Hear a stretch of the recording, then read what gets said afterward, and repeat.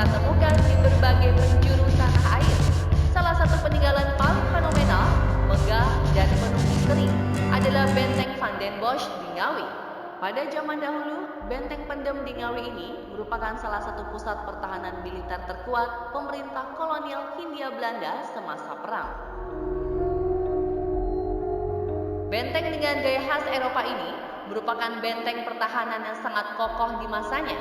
Sampai-sampai hingga hari ini, kemegahannya masih bisa kita lihat dan rasakan langsung bagi siapapun yang mengunjunginya.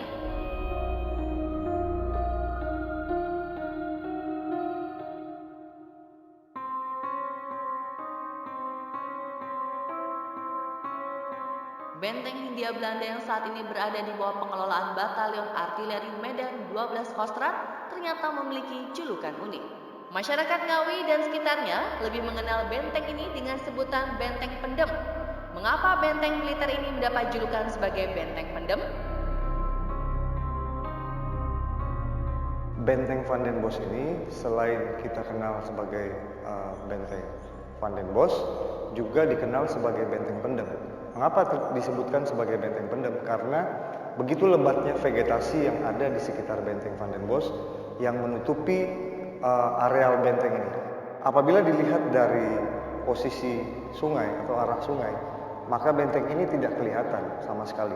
Hanya kelihatan gundukan bukit hijau dari arah sungai. Apabila dilihat dari posisi depan pun, benteng ini tidak kelihatan karena hanya kelihatan gerumbulan semak belukar maupun pohon-pohon yang menutupi areal sekitar benteng itu. Konon pasukan VOC juga dengan sengaja memelihara buaya-buaya ganas di parit pertahanan mereka. Kondisi ini kabarnya menyebabkan banyak korban dari para pasukan pengikut Pangeran Diponegoro yang melakukan penyerangan terhadap Benteng Van den Bosch.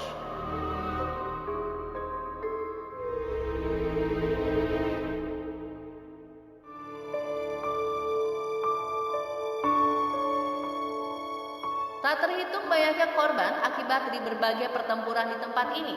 Konon, hal ini jugalah disinyalir sebagai penyebab Benteng Pendem menyimpan banyak kisah yang akan membuat bulu kuduk berdiri bagi siapapun yang pernah mendengar atau bahkan menyaksikannya secara langsung.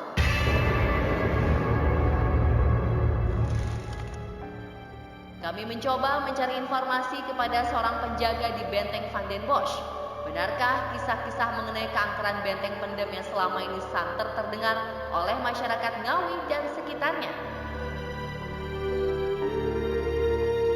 Pak Bambang telah bertahun-tahun menjaga areal Benteng Pendem. Dari beliaulah kami mendapat banyak kisah yang konon disampaikan langsung oleh para pengunjung di benteng tua ini. Di keempat sudut benteng terdapat lubang-lubang yang dahulu berfungsi sebagai penjara. Lihatlah, kondisi ruangan penjara sangat tidak manusiawi. Tempat ini telah memakan banyak korban jiwa di masanya. Konon di sudut-sudut penjara inilah para pengunjung sering mendengar suara-suara dari mereka yang tidak tampak wujudnya.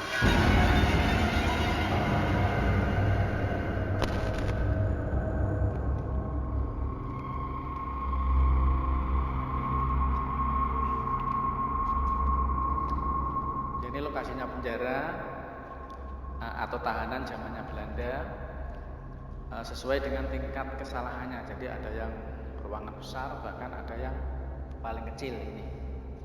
Ini bahkan duduk aja susah.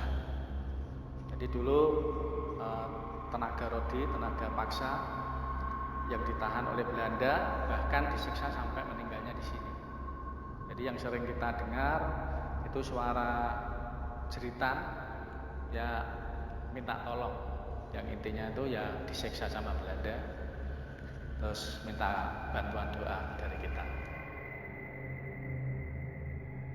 Tempat yang seringkali dilaporkan terlihat sosok-sosok makhluk astral adalah sebuah ruangan yang dahulu difungsikan sebagai kamar mandi. Terlihat akar sebuah pohon besar menjalar di beberapa bagian dinding. Pemandangan ini kian menambah aura magis dan membuat merinding orang yang berani memasukinya. Konon, ruangan ini dihuni oleh sesosok wanita parubaya berkebaya khas Jawa yang sering menampakkan diri.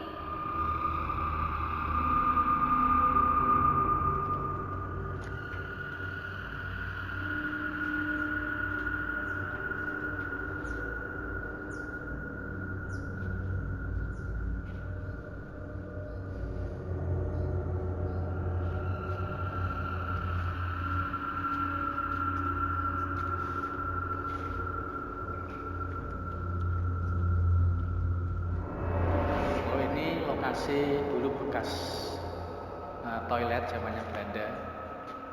Ya sekarang sudah ditumbuhi pohon yang akarnya sampai ke bawah.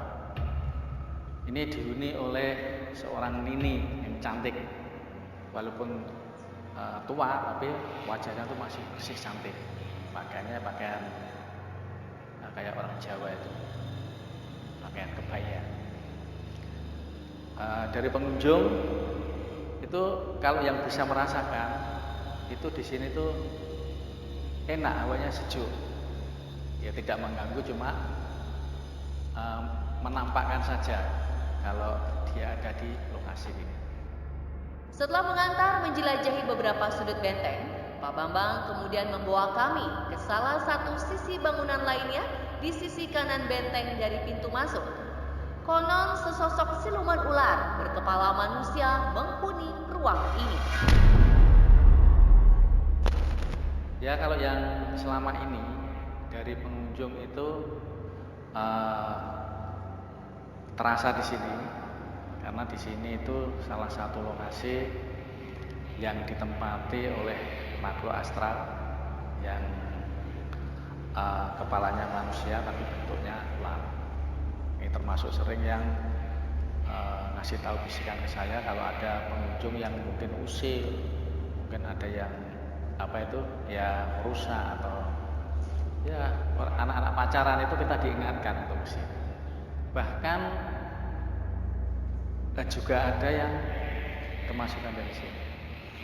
Itu pun kita sendiri juga intinya dikasih tahu, karena ada manusia yang pengen mencoba, akhirnya nggak kuat dimasuki dari sini. Seperti apa rupa dari makhluk tersebut? Ular, kepalanya manusia, ya besarnya sebesar manusia, ya sebesar pohon kelapa. Itu yang sering nampak di ruangan ini. Ularnya hitam tapi nggak terlalu hitam.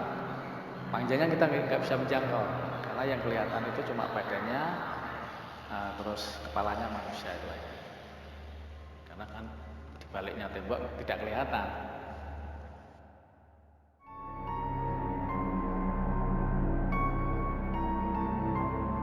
Satu lagi keunikan di dalam benteng Van den Bosch. Di bagian tengah benteng terdapat sebuah makam keramat yang sudah ada sejak pasukan Hindia Belanda masih menempati benteng ini. Sosok siapakah yang dimakamkan di sini? Setelah mencari informasi ke beberapa sumber, kami mendapati bahwa yang dimakamkan di sini adalah almarhum Kiai Haji Muhammad Nur Salim. Beliau adalah salah satu orang kepercayaan Pangeran Diponegoro yang sengaja diutus ke daerah Ngawi untuk melakukan perlawanan terhadap segala bentuk penindasan VOC. Ketika sedang melakukan perlawanan, Kiai Haji Muhammad Nur Salim tertangkap dan ditahan di dalam benteng. Konon beliau memiliki kesaktian luar biasa sehingga tidak dapat dilukai dan dibunuh dengan senjata apapun. Kewalahan dengan kesaktian Kiai Haji Muhammad Nur Salim, pihak Belanda terus mencari hingga akhirnya berhasil membunuh beliau dengan cara mengubur hidup-hidup di salah satu sudut benteng Van den Bosch.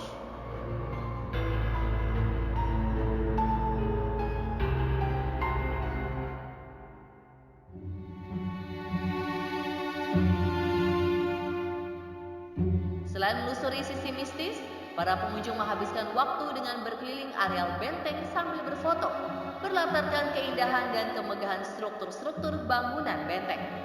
Uniknya, Anda juga bisa menambah pengetahuan sejarah Anda, karena pada bagian bangunan yang dahulunya merupakan ruangan kantor dari Gubernur Jenderal Van den Bosch, kini disulap menjadi museum mini. Informasi sejarah benteng Van den Bosch maupun sejarah perjuangan pejuang kita dalam Perang Diponegoro terekam jelas di sini.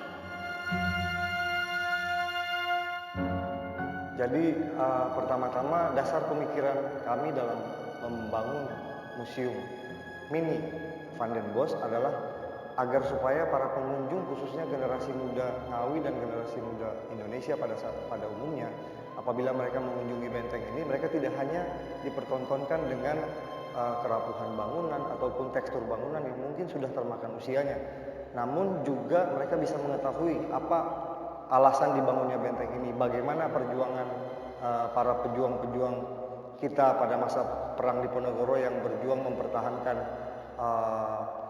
negara kita dari penjajah dan sebagainya. Rencananya 2020 Benteng Van den Bosch akan mengalami proses revitalisasi, di mana pada tahun ini sedang dilakukan proses pematangan perencanaan karena untuk melakukan revitalisasi di bangunan bersejarah tidaklah mudah. Berbagai aspek harus diperhatikan agar tidak merusak nilai sejarah yang melekat. Semoga saja segera terlaksana ya pemirsa, agar kelak ke depannya kita bisa terus menikmati keindahan bangunan bersejarah sambil mempelajari sejarah perjuangan para pejuang bangsa.